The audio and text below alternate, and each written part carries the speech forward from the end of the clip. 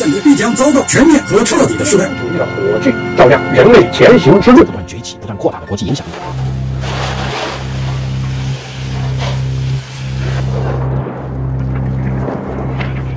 Scenes that shook the world.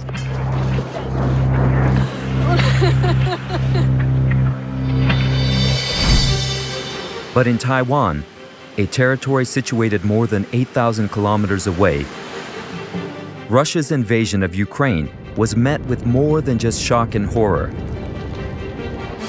It triggered waves of panic among some segments of society. They continue to grapple with the question, when will Taiwan be next?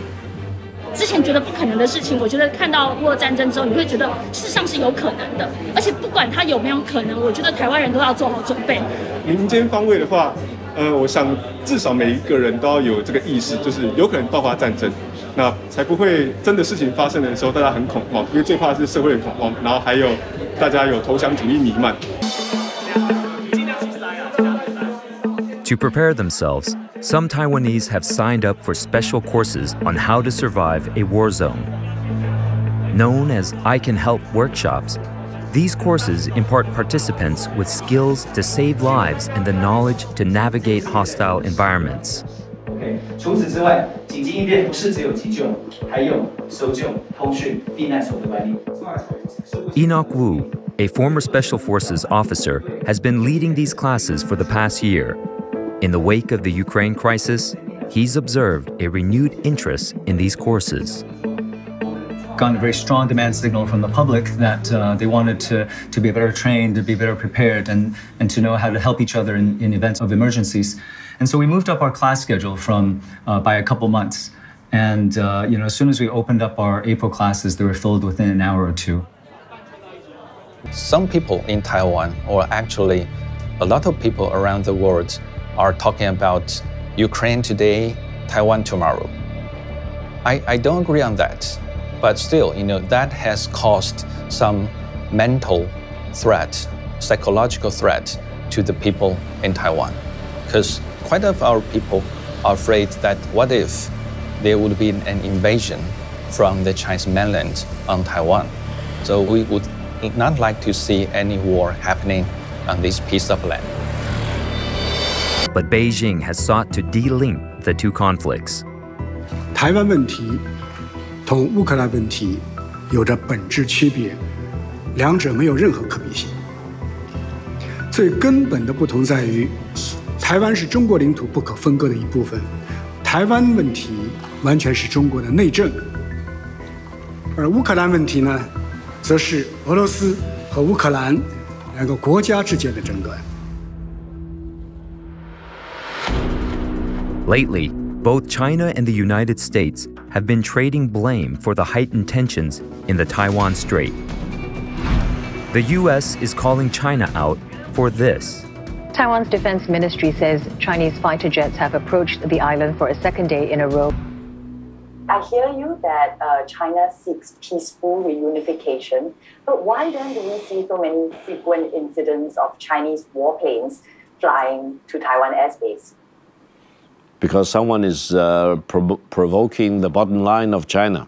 For many years, the United States acknowledged and agreed that they will have no government-to-government relations with Taiwan. They will only have economic, trade, cultural exchanges with Taiwan. Now you see more and more U.S. civilian government officials, even military officials, delegations of all kinds visiting Taiwan. They are urging the Taiwanese independence movement to become bolder and bolder. I think Washington finds this narrative frustrating, but somewhat laughable at this point. Everything is Washington's fault, right? If China engages in more bomber patrols around Taipei, that's somehow Washington's fault. If we talk about the military tensions, the military tension in the Taiwan Straits generally is caused by the People's Liberation Army, who has had the mission to take Taiwan back if necessary. So we have seen the recent the PLA's presence around Taiwan That's a very important sign for Taiwan society to know that the goal of the PRC to reunite with Taiwan has never stopped.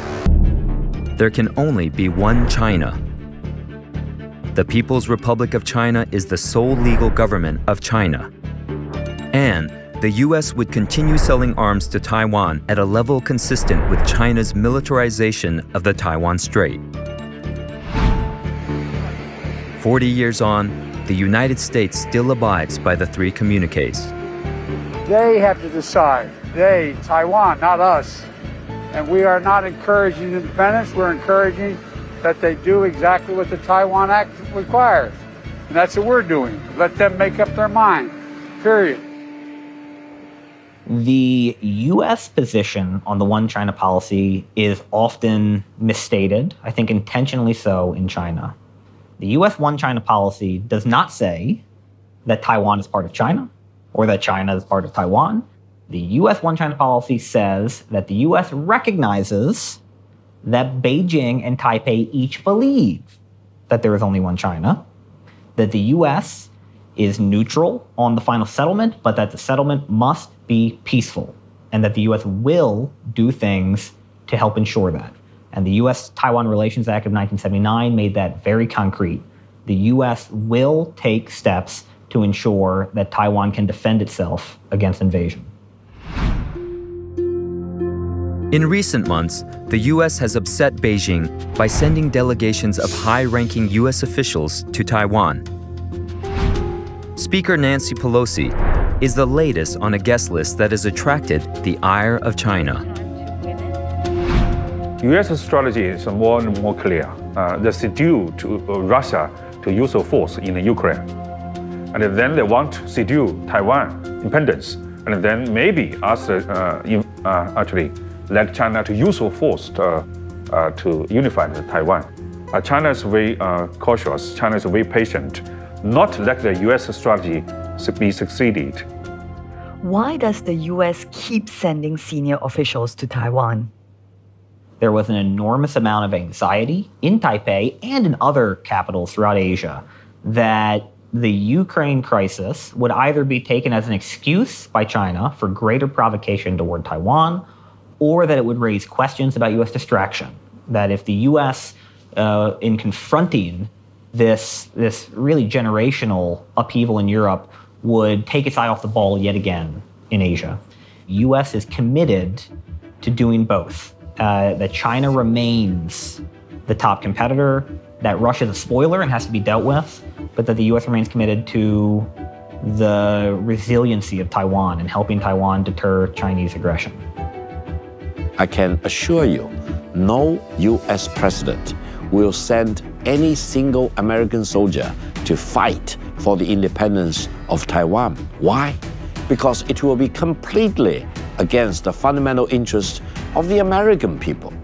The American people do not want to see their sons and daughters die for the so-called independence of Taiwan. U.S. arms sales to Taiwan also angers China. Condemnation from China over the United States' latest planned arms sale to Taiwan.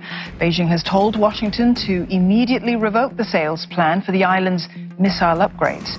Now, the Chinese say that they will take robust measures to uphold their security interests. Based on the Taiwan Relations Act, the U.S. is able to provide with Taiwan necessary defensive nature of weapons so that Taiwan can carry enough defense capability to deter aggression of mainland China. This is very important. With this U.S. defense assistance, can Taiwan be more confident in negotiating or interacting with the Beijing authorities? Without these weapons, Taiwan is just like a tiger without teeth. And the Beijing authorities will have so many different means to make Taiwan kowtow to Beijing authorities.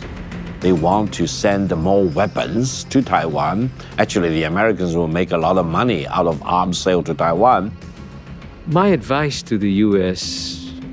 on how to manage the Taiwan issue is to let sleeping dogs lie, to allow the status quo to continue as long as possible, because the status quo has kept peace. There are very few predictions I dare to make in geopolitics very confidently. One prediction I make very confidently is that if the government in Taiwan declares that Taiwan no longer represents the Republic of China, but instead is an independent sovereign state, China will declare war. And for all of us who want to prevent wars in this region, let's advise Taiwan to keep to the status quo. Strategic ambiguity is the thing that allows the U.S. both to help dissuade China from using force, but also not back China into a corner so much that it feels it has no choice but to use force. I don't think the war will happen so long as the Beijing authorities sees some possibilities of peaceful unification with Taiwan. That is why we have seen some rounds of discussions on mainland China about one country, two system, Taiwan formula. At least the Beijing authorities is still trying to find a peaceful way to woo the support of some Taiwan people and trying to make sure that peaceful unification still works. Both China and the U.S. hope for the Taiwan conflict to be resolved without the use of force. Developments would be closely monitored by the world, especially neighboring countries. Japan and South Korea are now increasing their military budgets as tensions in East Asia increase.